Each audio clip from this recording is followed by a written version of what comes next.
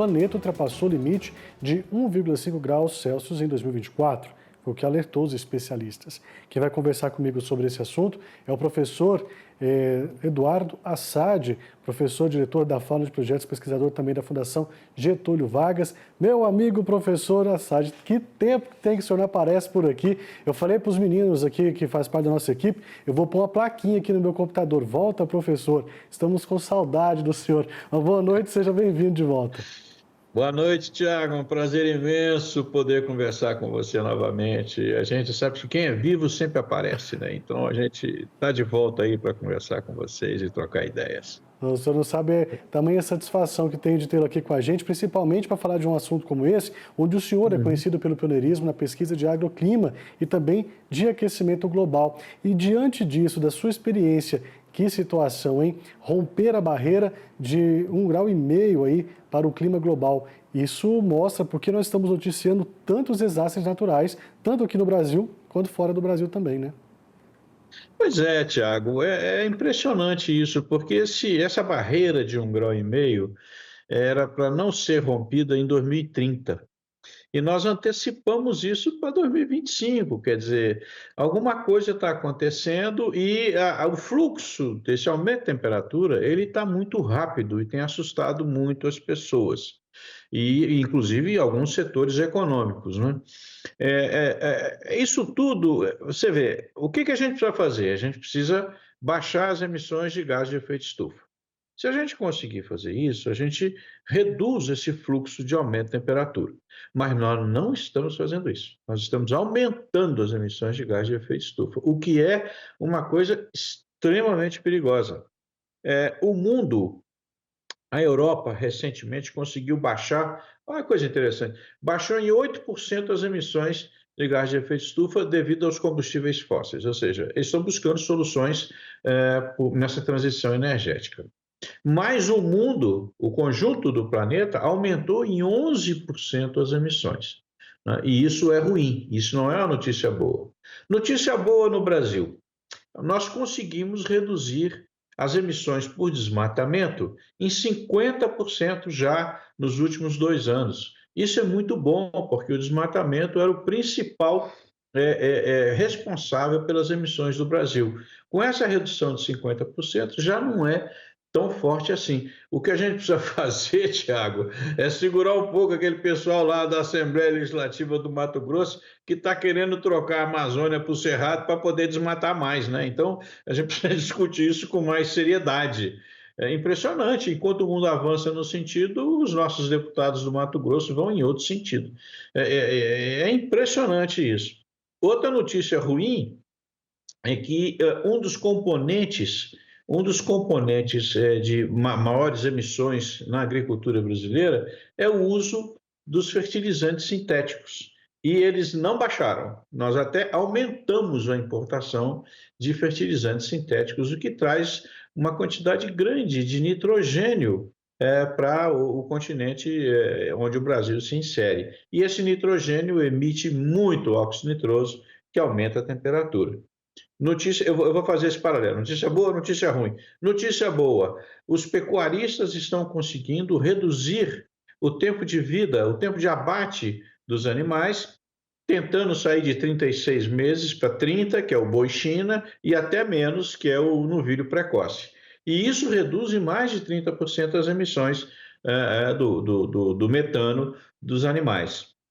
E uma coisa que ainda não consegui ver com muita clareza é essa transição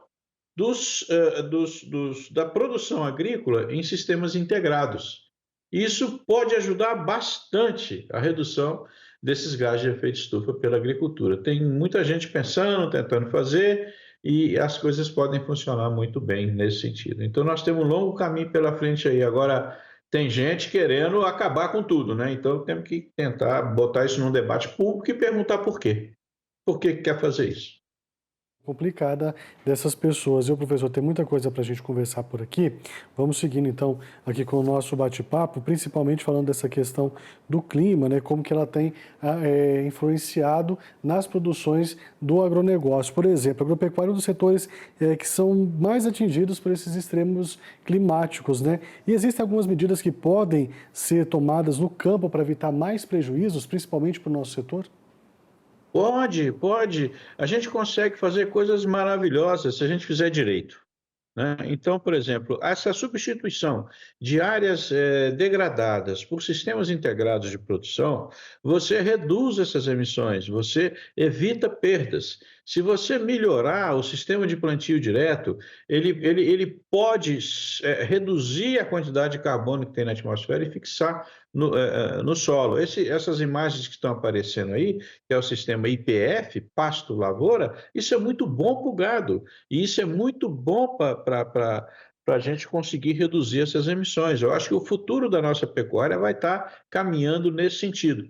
Redução de tempo de abate e sistemas integrados. Agora, o ano passado a gente perdeu 6% da nossa produção por conta de seca e temperatura elevada. Esse ano eu estou aqui com os dedos cruzados, porque nós não temos um laninha característico, não temos, ele está muito fraco, e os efeitos que isso pode trazer ainda são um pouco duvidosos. O certo é que já se espera uma seca maior no sul, mas o problema não é a seca no sul. Aliás, a seca no sul é um problema, mas o problema maior é se chover muito na colheita no centro-oeste. Se isso acontecer, nós vamos ter muito problema nessa hora da colheita e a gente vai ter a safrinha comprometida.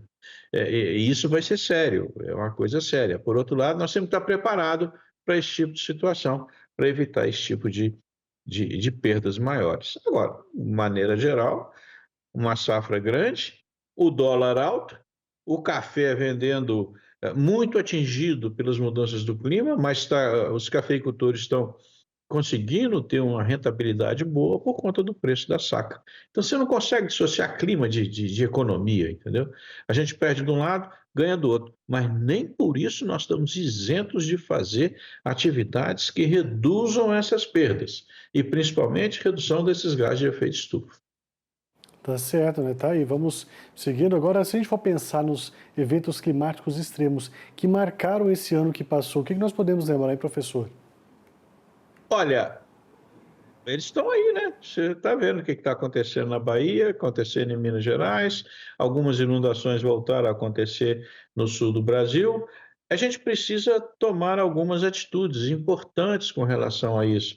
E essas atitudes, na agricultura, o impacto talvez na região centro-oeste, na região Paraná para cima, esses impactos seriam menores. Agora, saiu um estudo agora recente, olha que coisa interessante, dizendo que nós precisamos amenizar a temperatura nas cidades. Vamos falar de cidade agora.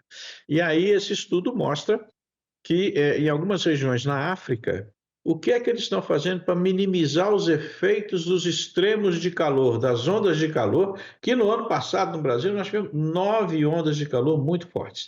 O que é que eles estão fazendo? Nas populações pobres, eles estão pintando as casas de branco. Olha que coisa, não. Os gregos já faziam isso há mais de 100 anos.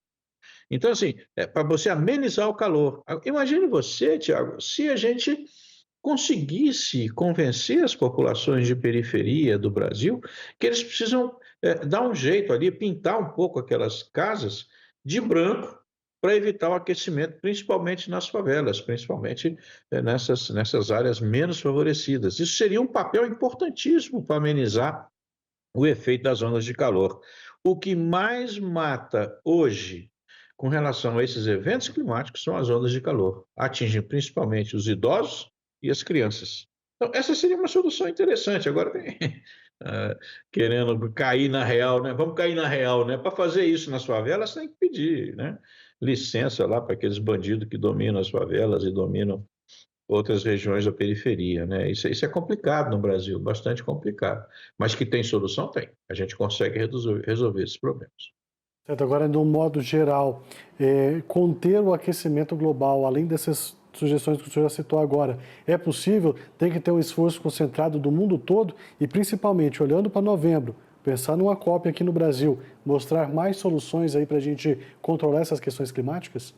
Nós estamos cheios de soluções, Thiago.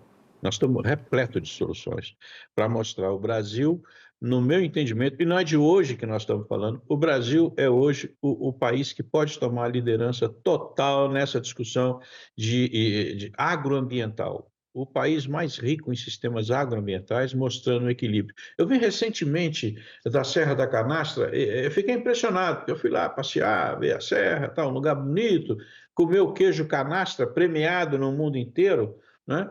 E eu vi uma serra onde os moradores da serra fazem questão de proteger as áreas deles, reflorestando, plantando árvores, não sei o quê. O objetivo principal deles é o quê? Atrair os turistas para verem as 9, 10, 20 cachoeiras que eles têm lá. Essa cachoeira que eles mantêm a vazão dessas águas serve para os produtores que estão no pé da serra. Eu estou falando aí de uma região mineira, chama Delfinópolis, outra São João Batista do Glória. Eu fiquei impressionado com a qualidade do produto milho e soja e cana produzido nessa região. Ou seja, você protege os rios de um lado e do outro lado você tem uma altíssima produção agrícola de muito alto nível. É muito alto nível, é comparável ou melhor do que o que se faz na Europa, em alguns casos nos Estados Unidos. Eu fiquei muito impressionado, falei, pô, Minas Gerais, aquele lugar que todo mundo ficava, não, assim, vamos lá, comer um queijinho, fumar um cigarrinho de barro. Nada disso, nada disso. Um exemplo claro de que é possível ter a convivência de ambiente com agricultura. Isso é muito, muito legal, e isso o Brasil tem que mostrar na COP. Os sistemas integrados, reflorestamento, revegetação de áreas degradadas, tudo isso seria um exemplo que nós temos que dar para o mundo, mostrando que a gente pode reduzir essas emissões. E tem um fator aí também, Thiago, que é, pegando um pouco o que está acontecendo no mundo, não é mais admissível que a gente faça manejo de pasto com fogo. Não é mais admissível, não se pode fazer isso, tem que ser proibido. Tá? Você vê o que está acontecendo, não é o caso de manejo de pasto, mas o que está acontecendo na Califórnia é uma coisa impressionante. Aconteceu no Brasil, então o Brasil botou fogo no mundo, não sei o quê. Está acontecendo na Califórnia, aconteceu no Canadá, aconteceu na Europa. Nós não podemos mais nos permitir que essas coisas aconteçam, senão nós vamos condenar a nossa sobrevivência nos próximos anos.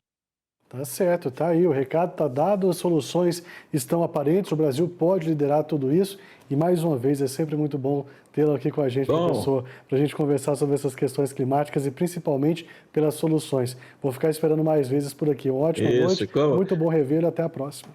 Obrigado, como diz lá em Minas, é bom demais falar com você. Não, fico agradecido, como a gente diz lá em Goiás. Um abraço, professor, até a próxima. Grande abraço. Abraço, tchau, tchau.